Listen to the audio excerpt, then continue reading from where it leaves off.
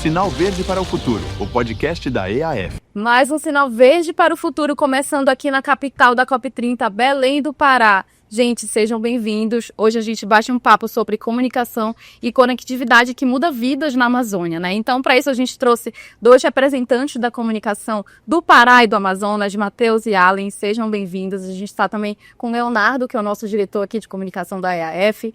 Enfim, para a gente começar esse papo hoje, né? A gente está, enfim, num momento muito bacana em Belém, no norte. Eu queria que vocês falassem o que vocês estão achando da COP30 em Belém, desse momento de discussão e representatividade, meio ambiente, enfim, o que é que vocês estão achando disso?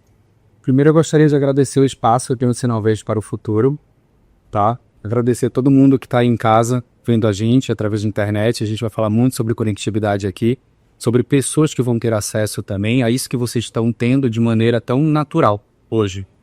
A primeira vez que eu venho para cá, para Belém, Exato. Eu fiquei até mais um dia, não é, Allen? O Allen é um amigo meu, que a gente fez, inclusive, nas redes sociais, essa amizade. Vim pra cá, tive esse encontro com o Allen aqui também. Tô maravilhado com Belém, com a estruturação da cidade, com a parte da arborização dela também, que muito me falta isso, né, lá em Manaus. Fiquei mais um dia e tô aqui no podcast hoje. Olha aí. E aí, Allen? Olha, já no meu caso é muito bacana, principalmente ter esse espaço aqui hoje. Até porque o trabalho que eu sempre desenvolvi como paraense foi de poder mostrar para o paraense muitas vezes aquilo que muitas pessoas já imaginavam sobre a nossa terra, mas que faltava aquela conexão do próprio filho da terra de entender. E quando eu apareci na internet também mostrando isso para as pessoas, mostrando o nosso turismo, mostrando que os detalhes da nossa cultura, detalhes das nossas necessidades também, até porque a gente ainda tem muitos problemas que compactuamos até com o próprio Amazonas também, né? Nós somos o gigante do norte. Então eu ouso dizer que hoje mais cedo eu estava falando com o Matheus que a COP30 está sendo um momento também muito importante para que a gente possa evidenciar contrastes que também estão presentes na cultura do Amazonas. E que, por mais que às vezes, tu como paraense também sabe disso, às vezes a gente dá aquelas engatilhadas, assim, a gente briga por açaí, né, Matheus? Com o meu também, né, dicas de passagem, o melhor x-caboquinho é o do Amazonas. Mas como paraense, eu falo com todo o coração. O X-Caboquinho do Amazonas é incrível. Eu provei lá no Mercadão de Parintins, que por sinal tem o boi garantido, o boi caprichoso. Aqui em Belém, por outro lado, a gente pode tomar um delicioso açaí com peixe frito, com farinha na beira do Guarani, farinha de Bragança. Porque lá no Amazonas é a farinha do Arini, aqui é da Bragança. Vale a pena a gente colocar. Ambas farinhas incríveis. E vocês mostram muito, assim, essa questão da nossa cultura aqui do norte, né? Assim, e hoje a gente está... O Sinal Verde para o Futuro é um podcast que a gente fala muito sobre um programa da EAF que tem tudo a ver com vocês, com o que vocês fazem, que é um projeto que leva a conexão para comunidades da Amazônia, do Norte, comunidades ribeirinhas, quilombolas, indígenas, por meio, né, de fiação ali que passa pelos rios. Então, como é que vocês veem isso? Vocês trabalhando com comunicação, com conteúdo digital, como é que vocês veem a importância desse programa aqui para a nossa região? Primeiro, vale ressaltar que é um projeto sustentável, né? Por isso que eu tô aqui, através também do Galho Forte, aqui na COP.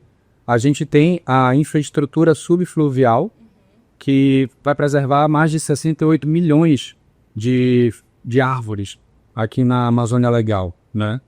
Hoje a gente tem a gente evidencia um apagão digital no interior do Amazonas. Em muitos dos projetos que a gente desenvolve na capital e daquilo que está acontecendo também, por exemplo, a COP30 aqui em Belém, ou das novas políticas públicas mundiais, as pessoas do nosso interior do Amazonas não têm acesso, porque elas não têm velocidade na informação ou não têm nem internet. Há realmente o fato desse apagão. O projeto vem para isso, para levar educação, para levar infraestrutura, para conectar, para trazer para mais perto da realidade, tanto do Brasil quanto do mundo, essa população que está em estado de vulnerabilidade. Quando a gente fala, já imaginou não ter internet em casa? O que você faria hoje? Chegando em casa, você não tem internet. Como é que seria teu modo de vida? Como é que seria o teu acesso à informação? Você tem noção que grande parte do Amazonas hoje sofre com esse apagão digital? E graças aqui ao Sinal Verde, a EAF, a gente vai conseguir mudar essa realidade? A gente tem que validar. Sim, com certeza. E uma coisa muito legal do projeto é que não é só levar a internet para lugares que não tem. Tem lugares que tem internet, né, Leonardo? Mas que não tem aquela velocidade na internet. Então isso tem um impacto total, né, da vida dessas pessoas. A gente fala que mais do que levar a internet, eu acho que é levar desenvolvimento para essas comunidades, né? A partir da internet a gente vai conseguir desenvolver essas comunidades mais distantes, levar tecnologia, que a indústria, alguma empresa possa investir, né? A gente vai, como eu estava falando até na entrevista que a gente estava aqui antes, inserir essas pessoas definitivamente no mundo onde elas hoje estão desinseridas, né? Sim. Acho que esse que é o grande diferencial do projeto, de levar tecnologia, internet, preservando o meio ambiente principalmente, mas eu acho que a gente está mostrando que é possível promover o desenvolvimento de forma sustentável. Olha, como paraense, por exemplo, posso dizer com toda certeza, muitas vezes, como uma presença digital, eu já observei muito se falar de floresta. É bacana a gente falar de preservação, é bacana a gente falar de uma Amazônia viva e principalmente também ressaltar o que está sendo tratado na COP30, que é a COP da floresta. É assim que está sendo mencionado. Só que ao mesmo tempo eu sempre apertei na tecla de que a gente precisa olhar para as pessoas que estão nas entranhas da floresta. Existe uma Amazônia onde existem povos originários, tem os quilombolas, o estado do Pará, o estado do Amazonas são os líderes do Brasil em áreas de preservação ambiental. Mas eu posso falar também, até pelo Matheus aqui, uma realidade em relação ao Pará. O Pará ele tem uma arrecadação de PIB gigantesca. O Amazonas também tem a Zona Franca, existe essa necessidade de desenvolvimento. Por outro lado, um dos grandes gargalos também para o desenvolvimento do Amazonas, além da conexão, é a forma com que essas pessoas possam se conectar de forma física, geológica, terrestre. Então, claro, esse projeto, eu vejo também ele como uma possibilidade de poder anteceder o desenvolvimento terrestre e poder levar para as pessoas algo que ainda não foi feito, né? Que é levar esse desenvolvimento através das vias, através de estradas, dos rios, que é demorado, mas a gente poder se conectar dentro de uma comunidade através de rede Wi-Fi. Isso é sensacional. Eu olho também para uma realidade que são os nossos festivais da Amazônia. A gente tem um festival de Parintins que é incrível, atrai turistas, olhares do mundo todo. Tem o Festival de Juruti também, no Baixo Amazonas, que fica no Pará. Tem o Sairé, tem o Círio de Nazaré. Mas quando olha-se para essa região do Baixo Amazonas do Pará, percebe-se que quando existem esses eventos, a gente tem uma dificuldade gigantesca que é de se conectar. Mostrar ao vivo, mostrar aquilo que está acontecendo. Os próprios turistas, quando chegam de fora, acabam percebendo que é uma dificuldade gigantesca de se conectar. Por conta dessa compatibilidade da internet. Justamente. Hoje, em grande parte do interior do Amazonas, quando a gente concentra muita gente no interior, corta o sinal. A gente não tem acesso. Isso dificulta também a divulgação da nossa cultura, né? E falando sobre o Festival de Parintins, Alan, tá garantido caprichoso. Olha, É só uma curiosidade. Jogar aqui. Já escolheu teu boi? Cara, eu digo que eu sou garantido. Joaçal, mas eu escuto as músicas do Caprichoso, não tenho essa rivalidade. Porque assim, existe o garantido, o boi do amor, do povão lá de Parintins, existe o Caprichoso, que por sinal, o Caprichoso ele tá muito próximo da cultura de Belém com o boi pavulagem. Os dois são azuis, a estrela do Caprichoso azul já é a estrela da nossa bandeira do Pará. Ou seja, tem todo um contraste aqui, né? E um ponto muito importante também de se mencionar é que tem muita gente que compõe o Festival de Parintins, os artistas lá do Amazonas, que são do Pará. Então, olha só a nossa conexão, grande parte. A gente está conectado, não só... Parintins é muito próximo de Santarém. É, mais próximo do Pará, no sentido da própria capital, Manaus. Então, assim, só para enfatizar naquela tecla de gerar conexão, eu entrando aqui na tua fala, o estado do Pará é gigante e ele tem 144 municípios, ou seja, muito se olha para as grandes cidades onde se tem minério, se tem produção de gado, exportação de bauxita, mas pouco se olha também para as regiões que necessitam do básico ainda até hoje, como, por exemplo, regiões quilombolas do Marajó. Tem essa vivência também muito grande, existem regiões quilombolas da Cachoeira Porteira e Oriximiná, e eu fiquei muito feliz quando eu olhei para esse mapa, logo quando eu cheguei aqui, e vi que a linha de contemplação, né, desse projeto vai passar aqui por Alenquer, Terra Santa, Parintins, aí vem Juruti ainda, Óbidos, Oriximiná, a qual tem uma relação muito forte.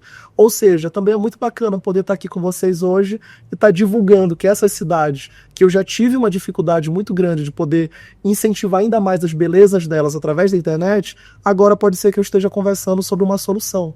Então isso é sensacional, porque essas cidades dessa região têm um potencial gigantesco.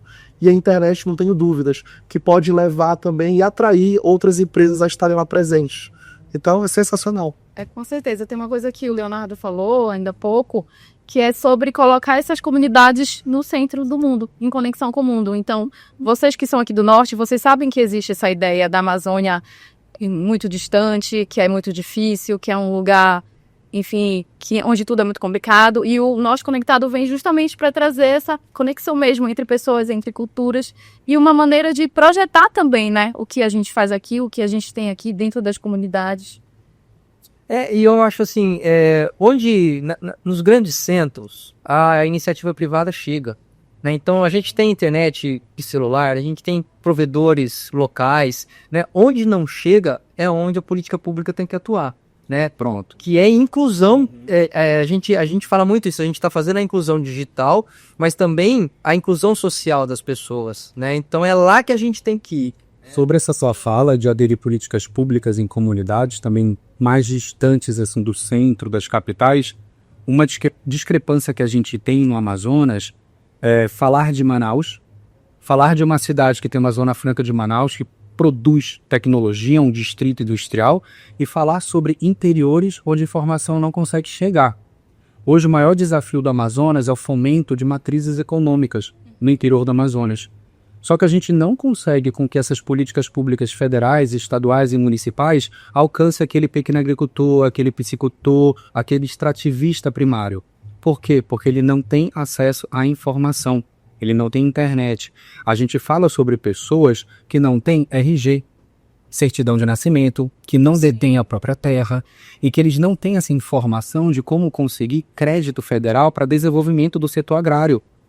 Por quê? Eles não têm a disseminação, a informação não chega ali na base. E eu espero que através da EAF, através desse novo projeto aqui, da Conexão, né, do Norte, contemple essas pessoas, porque a gente tem um potencial gigante no Amazonas. Eu falo de Borba, de uma cidade que é produtora de cacau, onde a Anacal consegue já comprar toda a produção dela. Eu falo sobre um eixo do açaí de Anamã, Beruri, Codajás e Anori, que precisa fomentar também o extrativismo ali do setor primário, o extrativismo nativo. A gente não fala sobre a devastação de uma terra para plantar novas árvores. É tão rico o solo amazonense que o açaí já está ali. Basta o cara ter a instrumentalização necessária e saber tornar aquele trabalho dele legalizado, para ele ter o incentivo necessário e conseguir escoar melhor a produção dele. Então é possível a gente fomentar novas matrizes econômicas desde que haja a disseminação da informação válida para essas comunidades. E se a gente visse assim, um cenário em que essas comunidades todas tivessem essa conexão, né, tanto, enfim, no Amazonas, no Pará e outros estados do norte, qual o impacto vocês acham que isso traria? Eu penso assim, por exemplo, quando eu olho para o trabalho que eu desenvolvo aqui é de conscientização política. Ou seja, a internet ela se tornou meu principal aliado para poder informar as pessoas do meu próprio estado sobre o que vem acontecendo no meu próprio estado, sobre o que é direito, o que é o dever de cidadão, porque muitas vezes isso a gente não aprende na escola, a gente aprende de outras formas. Então, resumindo, a internet hoje está sendo meu maior papel de conscientização, mas ao mesmo tempo de levar essa informação às pessoas. Então, eu posso dizer que comunidades tradicionais, vou dar um exemplo no início do ano, muitas comunidades tradicionais estiveram aqui em Belém em busca dos seus direitos. Elas estavam protestando, estavam informando também o que elas passam nas suas comunidades, o que elas vivem lá. E o que elas queriam muitas vezes era mostrar para as pessoas da capital, que muitas vezes também não conhecem aquela realidade daquele determinado povo, o que se passa lá. Poxa, é tão fácil, né? De manhã, 6 horas, tu acorda, leva teu filho na escola. Para os povos indígenas não é assim que funciona. Para os povos quilombolas em determinadas regiões não é assim que funciona. Então, quando essas comunidades começaram a ter conexão, elas começaram a ver na TV, poxa, mas aquilo ali não tá correto. Poxa, mas estão falando da nossa cultura, do nosso povo de uma forma equivocada. E começaram a até mesmo cobrar seus direitos. Ou seja, através da conexão, eu vejo que a gente consegue não só atrair potenciais de desenvolvimento para determinadas regiões do Pará, que é necessário, mas também eu vejo que é um grande gancho para que as pessoas sejam mais conscientes da sua realidade. E a gente só tem a ganhar. Eu acho que a conexão, ela é o caminho também para a educação. Se a gente tem conexão, a gente consegue educar. E fazendo isso de uma forma eficaz, melhor ainda. Até para a formação de novos influenciadores daqui do Norte, né? Faz toda a diferença ter essa Hoje, atividade. tu percebeste que hoje, eu vou dar um exemplo aqui para vocês, talvez choque um pouco as pessoas que assistam. Aqui no estado do Pará, na Amazônia, se eu posso dizer no modo geral, existe muito consumo ainda pelos ribeirinhos, pelas pessoas que estão em áreas de preservação ambiental, das carnes de caça. Isso daí, tem gente que se assusta até hoje, de São Paulo, do Rio Grande do Sul. Meu Deus, como assim o povo do Pará come uma paca, come tatu, isso é crime, o Ibama vai te prender. Aí eu fico pensando, gente, esse povo vive em que Nárnia? Que ainda não percebeu que carne de caça dentro de uma área de preservação ambiental, a qual pessoas vivem daquilo de uma forma até sustentável, é a existência. Aquela pessoa não tem a possibilidade de pegar o carro, ir no supermercado e comprar um frango, peito de frango, comprar uma carne embaladinha. Ela come aquilo que está de mais possível na vida dela. Então, resumindo, as pessoas se assustam. Mas agora apareceu os influenciadores, os criadores de conteúdo que estão mostrando o seu dia a dia. Estão ali na... Daí, olha só que loucura. Tem brasileiros se chocando. Tem gente de Belém se chocando com a realidade ribeirinha, daqui a 100 quilômetros adentro das matas. Porque ele não sabia que essas pessoas, quando ela ia preparar uma janta, não era o frango tradicional que a gente compra no supermercado. Era uma carne de caça, era um tatu, era uma paca. Então, olha só que bacana. A mesma forma que a internet ela chegou para poder fazer com que aquelas pessoas tenham acesso à informação, também fez com que as pessoas ribeirinhas tradicionais pudessem informar o próprio povo brasileiro de que o país ele não é só aquilo que a gente imagina. Ele é gigante. E se tem uma palavra que pode resumir as nossas realidades no Brasil, é pluralidade.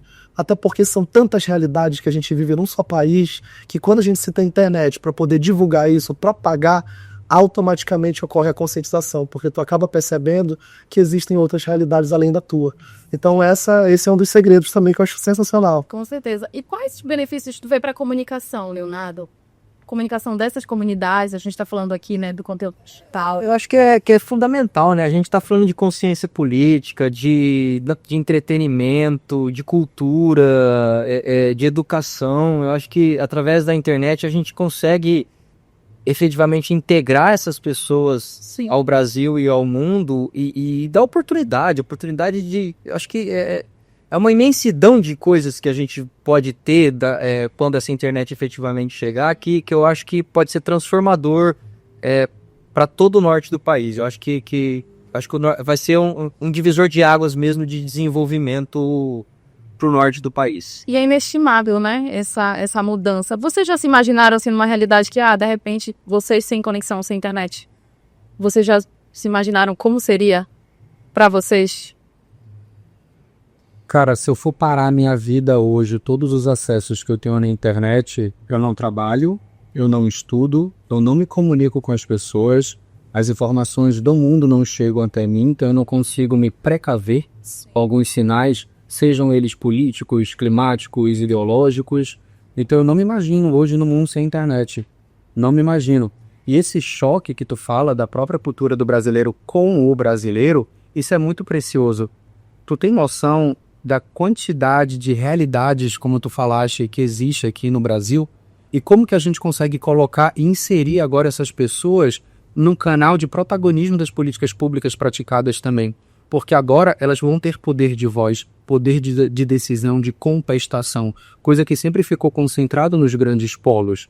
A gente vai conseguir, de fato, desenvolver o Brasil na base, onde, de fato, hoje ele precisa e tem espaço para tal. Eu falo isso porque eu vou falar sobre um dado aqui, que também é um dado alarmante, mas é um dado real.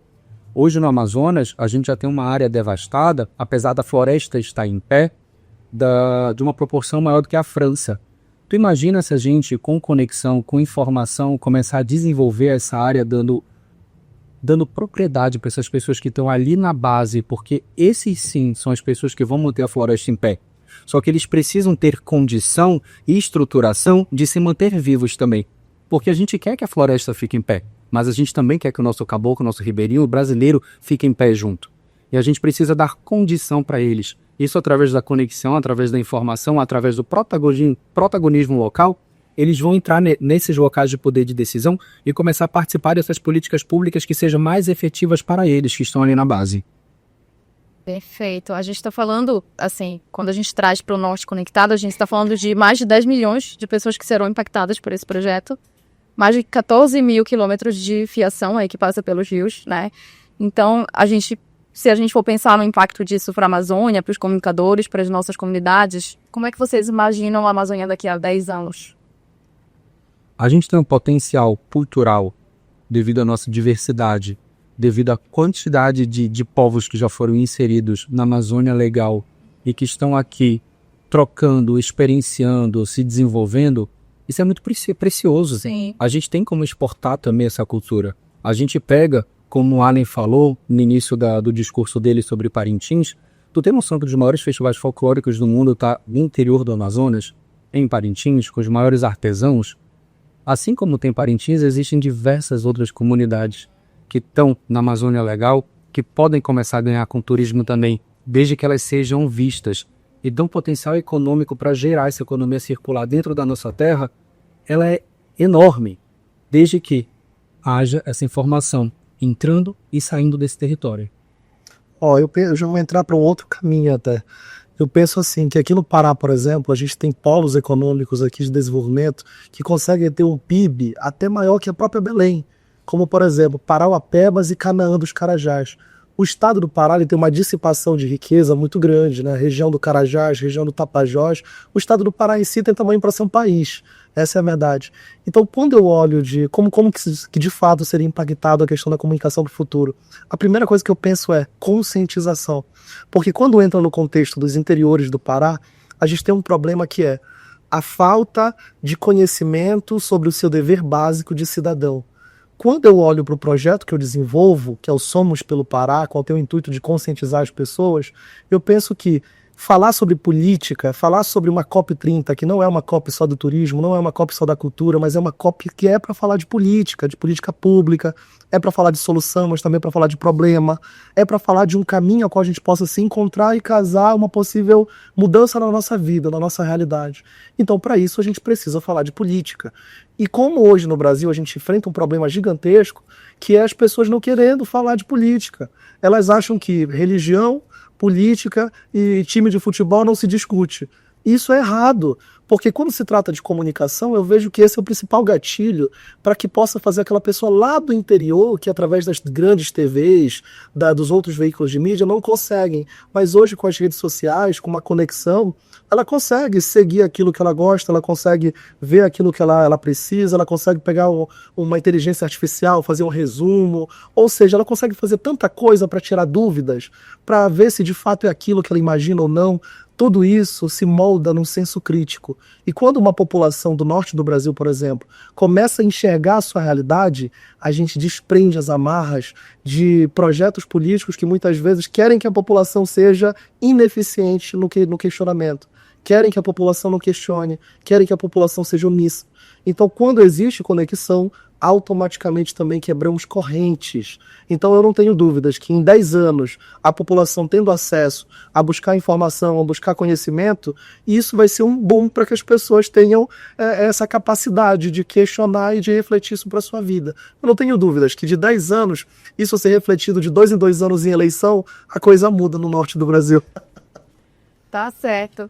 E quando a gente fala de conectividade, a gente está falando de pessoas, né, Leonardo? Histórias de vida. Quando a gente fala de política pública, a gente está falando de pessoas, né? Então é a oportunidade que a gente vai ter de mudar a vida de pessoas. Eu acho que a política pública a gente está falando de uma política pública que vai beneficiar 10 bilhões de pessoas. Então é muita gente. Muita gente. É muita gente. Mas mesmo que fosse uma pessoa, já valia a pena, né? Então a gente ter um cidadão que pode ter a vida transformada, pode ter a sua vida salva com uma cirurgia que ele vai poder fazer à distância, possa ter a oportunidade de estudar numa universidade estrangeira através de teleaula, Sim. né?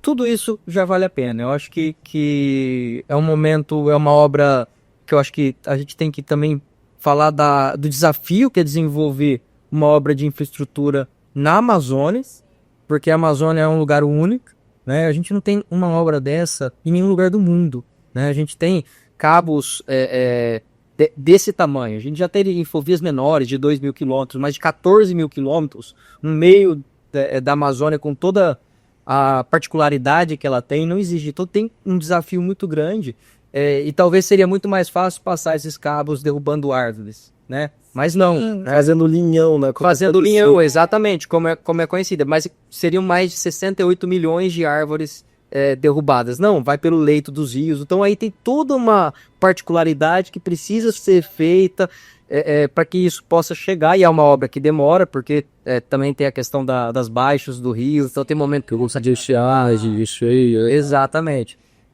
Mas aí segue a preocupação do ciclo da natureza, né? Não tá indo contra a natureza. Exatamente. A gente precisa seguir o ciclo da natureza para executar a obra. E essa tecnologia que a gente está desenvolvendo de obra é feita por brasileiros. Bacana. Mão de obra. Mão de obra brasileira. De obra. Inteligência brasileira.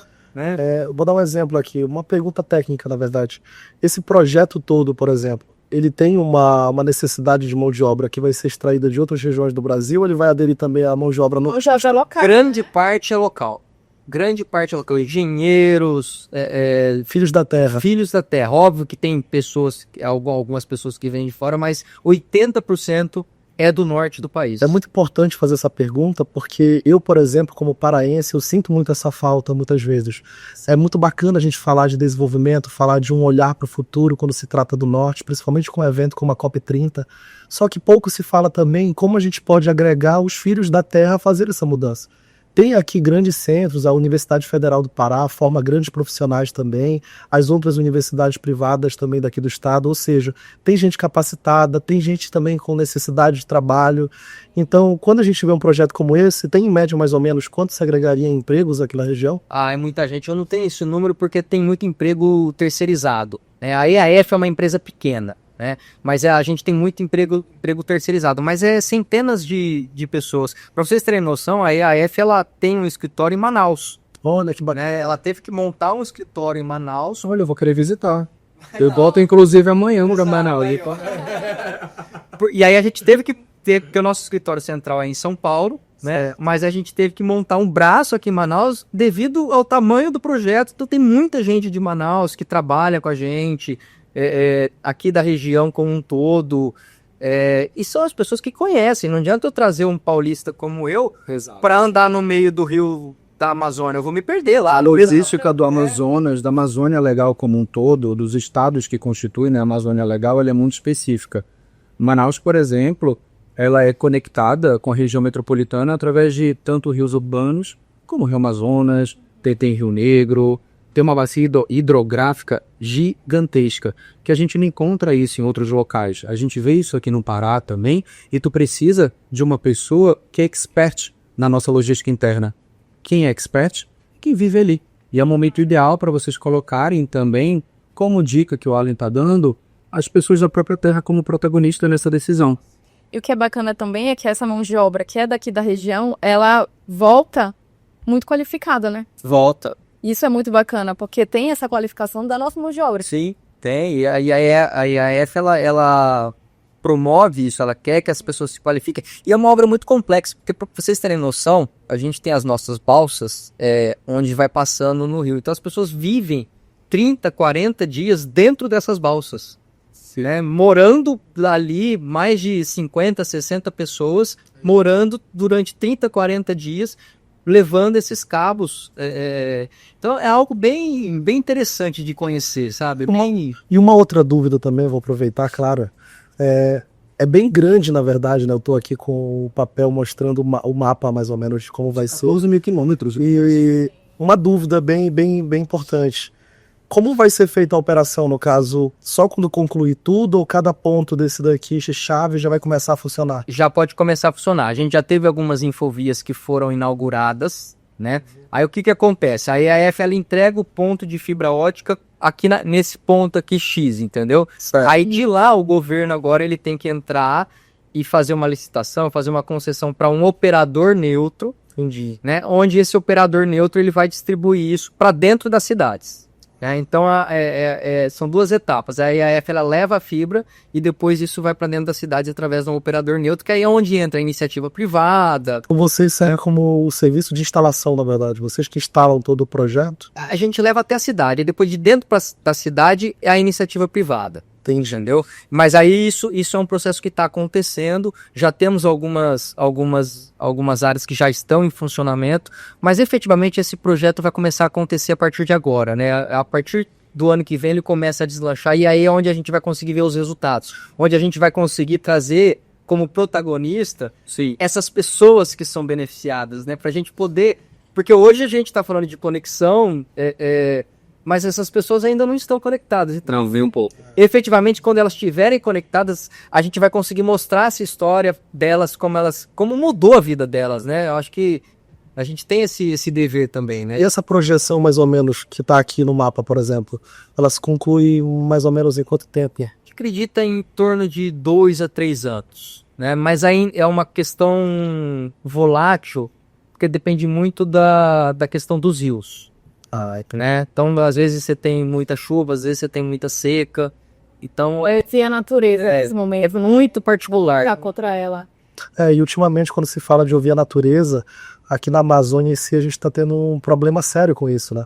Por exemplo, nos últimos anos, na região de Santarém, que é onde vai passar também esse cabo, sofreu com uma seca gigantesca, severa. A própria Manaus também passou por isso.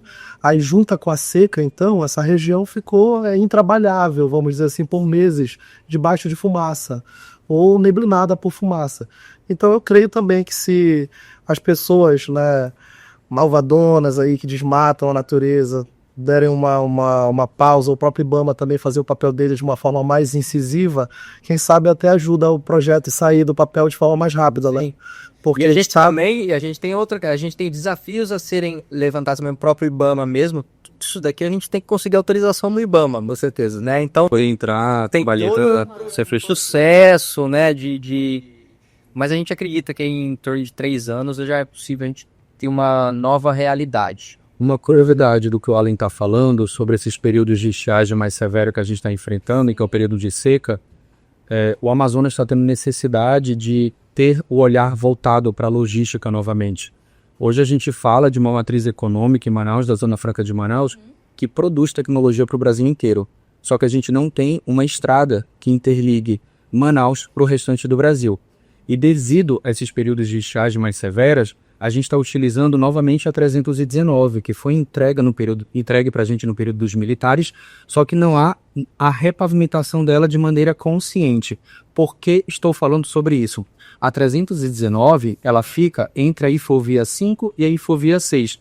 E eu fiz um documentário esse ano, que é o 319 Vidas na Lama, que eu passo por ela e mostro a vida dessas pessoas que estão em várias cidades aqui, como Manicoré, tem Lábrea também, tem o próprio Maitá, e são pessoas que vivem nessas cidades e nessas comunidades em estado de vulnerabilidade social, que não têm acesso à informação, não têm acesso à presença do Estado, a serviços públicos de saúde também, por conta de falta de infraestrutura e porque nesse ponto dessa 319 não há nem sinal de celular. Eu passei por ela, eu sofri um apagão ali, a gente sofre um acidente nesse documentário e a gente não consegue ter apoio de brigadistas, de corpo de bombeiro, porque a gente não tem como acionar. E esse projeto é de extrema importância para o Amazonas que vocês estão fazendo, porque a gente vai levar desenvolvimento para essas pessoas, a gente vai levar segurança para essas pessoas. Não é apenas sobre a conectividade, é sobre desenvolver, é sobre deixar mais seguro, é sobre ter presença do Estado, das nossas instituições públicas nesses locais de difícil acesso. Uma janela de oportunidades que vai se abrir, né? Eu acho que serviços públicos, aí, pessoas que às vezes não têm acesso ao GovBR, que é a porta de entrada para programas sociais, acesso a banco. Como essas pessoas têm conta bancária, né? Se não tem acesso à internet. Então, acho que é um... Esse benefício caiu, né? Não ter que ir se deslocar de uma cidade distante para ver uma coisa que é mínima. Acho que o maior contexto de tudo isso é, de fato, uma conexão para o seu próprio povo se tornou também um direito do povo. É um direito.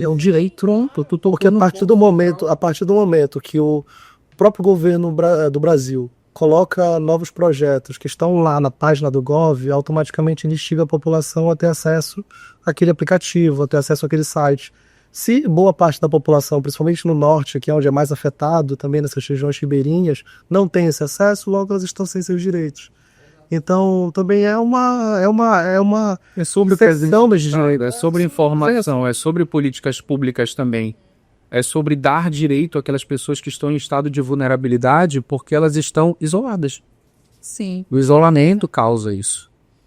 Gente, agora, enfim, a gente está falando de conectividade, né, de comunicação, de cultura também. A gente sabe que nós somos aqui todos irmãos, né, do norte, manauaras e paraenses. Exceto quando fala do açaí, porque o açaí... Eu já ia fazer essa pergunta. Nós somos irmãos até quando falamos do açaí. Tá, agora eu vou falar uma coisa interessante. Tu sabia que eu achei extremamente parecido o açaí do Pará com o do Amazonas? Não, mas aí tem que ter... Queria saber qual é o melhor açaí, de Manaus ou do Pará? Não faça essa pergunta, minha querida. Você é daqui da terra, faça essa pergunta. Tava tão bom. Como assim? Eu acho que a forma diferente é a maneira que você consome. Por exemplo, lá no Amazonas a gente tem o consumo dele através da farinha de tapioca e através de frutas também que a gente tem na região. Aqui eu vejo que o consumo vem através da farinha de Bragança e vocês consomem muito com comida salgada, né? Com peixe, com arroz, com o próprio vinagrete. A verdade hoje é que na a gente feira vai achar o nosso melhor, né? Tu vai achar o do Amazonas, o Ali vai achar o do Pará, tá tudo certo, né? Olha, mas assim, pra não deixar... Porque olha só pra te falar em termos de conexão, 10% do meu público, meu público é bem nichado, é quase 90% paraense. E eu agradeço demais isso, inclusive. Só que 10% do meu público é amazonense. Então eu tenho um respeito e carinho gigantesco pelo povo de Manaus, pelo povo do Amazonas. Então, entrando nesse contexto aqui, eu posso dizer que até mais do que o Matheus, eu conheço muito mais da cultura dele do que ele da minha. Porque hoje que ele foi conhecer o chibé, ele não sabia o que era chibé. Eu tenho certeza que tem manauara que conhece o que é chibé, né? A nossa farinha de Bragança, crocante, gostosa, fruto da mandioca, lá com água e sal. Isso é comida ribeirinha, isso é a cultura do nosso norte, mas que muitas vezes nem o próprio nortista conhece.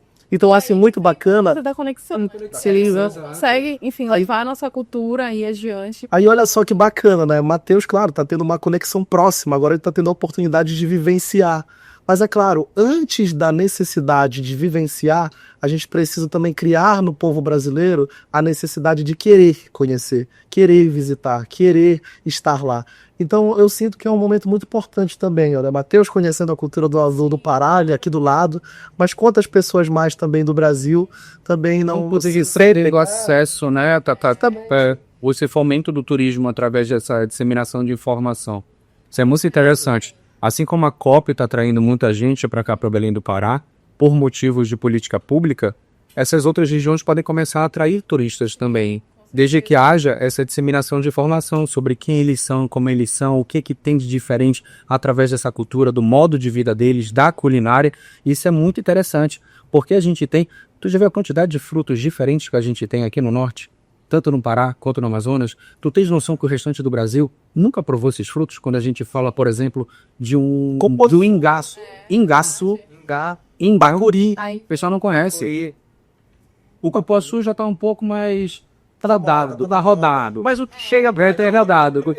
Já chegou em São Paulo. Não, o que chega é diferente. Não, olha, com todo respeito, mas chega em São Paulo só a alma do fruto, assim, não chega aquela... Gente, eu quero agradecer muito vocês, tá? Acho que foi um papo muito bacana ter vocês aqui com a gente, com uma visão do ponto de vista do Pará, do Amazonas, que são estados que vão ser impactados pelo Norte Conectado, né? Eu acho que foi uma discussão muito pertinente aqui, agradeço vocês pelo papo. E agradeço todo mundo que acompanhou até aqui, né? Sinal Verde para o Futuro. Continue acompanhando o YouTube da EAF e as nossas redes sociais também. E vai ter muito conteúdo ainda, viu? Até a próxima. Tchau, tchau. Sinal Verde para o Futuro, o podcast da EAF.